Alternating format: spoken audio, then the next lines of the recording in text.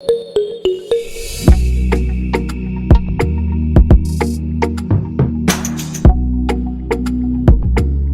a certain sum of money of Rs 345600 amounts to Rs 439400 in 3 years, find the rate of compound interest. देखो, दो चीज़ यहाँ पे समझना है। वो अगर आपको समझ में आ रहा है तो इस तरह के डिफरेंट क्वेश्चन में भी आप आसानी से उसको यूज़ कर सकते हो। आप फर्स्ट थिंग क्या है कि ये जो वैल्यू गिवन है ना बच्चों, वो आपको कंफ्यूज करने के लिए दिया हुआ है। वो कैसे?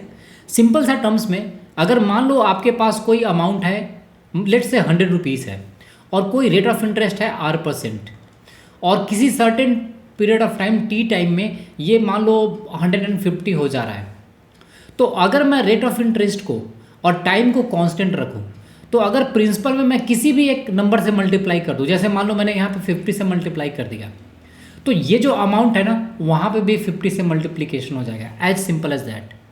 ये क्लियर है? इन अदर वर्ड्स में आप इसको ऐसे समझ सकते हो कि क्वेश्चन में जो ये वैल्यू गिवन है ना 345600, और ये हो जा रहा है बच्चों 439400, तो इसको दोनों तरफ अगर आप 100 से भी डिवाइड कर दोगे ना, तो क्वेश्चन में परसेंटेज जो था रेट ऑफ इंटरेस्ट उसमें कोई चेंजेस नहीं आएगा। आई होप ये आपको समझ में आ रहा है। तो अल्टीमेटली आपको क्वेश्चन सॉल्व करना है 3456 से लेकर 4394 के लिए। ये क्लियर है? और इसमें से जितने भी फैक्टर कैंसिल हो सकते हैं, यहाँ पे तो हमने 100 से डिवाइड किया, यहाँ पे हमको इजीली दिख रहा है कि 2 से भी डिवाइड हो सकता है दोनों तरफ। सिंस यूनिट डिजिट 6 है तो 2 से डिवाइड कर दिया, तो यहाँ पे हमारा वैल्यू आएगा 1728, और यहाँ पे वैल्यू आएगा बच्चों, इसको 2 से डिवाइड करोगे तो ये हो जाएगा 21 हमने क्यों किया 42, 21 इंटू 2 42 होता है, तो फिर 19 हो जाएगा तो 18, और ये हो जाएगा 97। ये क्लियर है? तो रादर देन कि आप इस बड़े वैल्यू पे क्वेश्चन को सॉल्व करो, आप इस वाले वैल्यू पे भी क्वेश्चन सॉल्व करके रेट ऑफ इंटरेस्ट निकाल सकते हो। तो ये तो हुआ तो कि अमाउंट को कैसे चेंज कर सकते हो। अब दूसरा छोटा सा कॉन्सेप्ट है जो यूनिवर्सल कॉन्सेप्ट है, आप किसी भी क्वेश्चन में यूज कर सकते हो, वो देखते हैं। देखो छोटा सा कॉन्सेप्ट है, मान लो आपके पास प्रिंसिपल है 10 रुपीज़, रेट ऑफ इंटरेस्ट है 10%, और टाइम पीरियड है 1 ईयर। तो मैं पूछ रहा हूँ कि 1 साल के बाद ये वैल्यू कितना हो जाएगा, तो आप सिंपली बोलोगे बच्चे कि ये 11 हो जाएगा। ये सिंपल इंटरेस्ट भी है और ये कंपाउंड इंटरेस्ट भी है, सिंस 1 साल के टाइम पीरियड के लिए दोनों इक्वल होता है। अगर मैं आपसे पूछूं कि 100 रुपीज़ है मेरे पास, और रेट ऑफ इंटरेस्ट 10% अभी भी है, और टाइम पीरियड में बोलता हूँ कि अब 2 साल का है, तो आप क्या बोलो कि ये वैल्यू कितना हो जाएगा? ये हो जाएगा 121। ये कंपाउंड इंटरेस्ट की बात कर रहा हूँ मैं।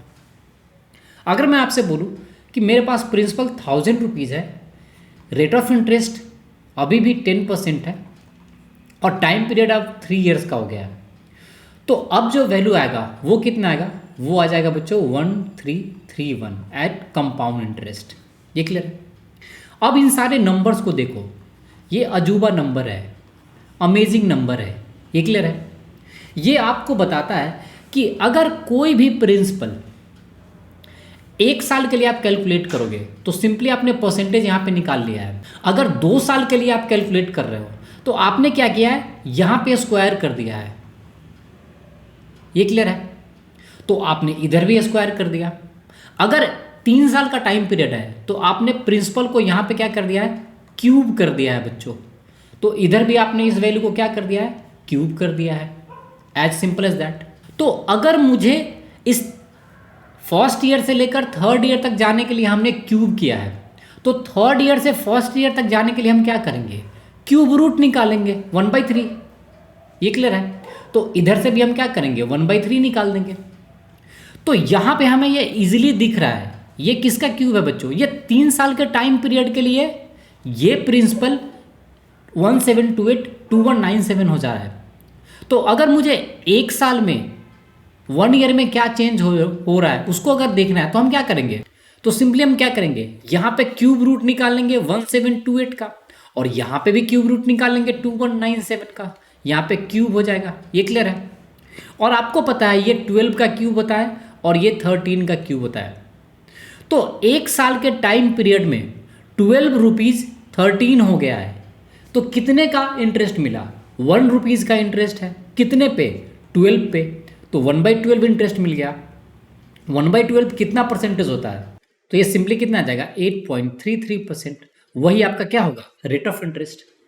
तो इस तरह से अगर आपको ये कॉन्सेप्ट पता है कि कैसे हम इम्प्लीमेंट करते हैं, तो आप इस तरह के क्वेश्चन को इजीली सॉल्व कर सकते हो। ये जो वैल्यू आपको गिवन है ना, वो सिंपली कंफ्यूज करने के लिए गिवन है। हो सकता था इस पे 2 जीरो और बढ़ा देता, तो राइट हैंड साइड में भी 2 जीरो और बढ़ा देता, as simple as that. So I hope आपको ये कॉन्सेप्ट समझ में आ गया होगा। So thanks for watching the video. If you like the video, do subscribe the channel and share the channel with your friends.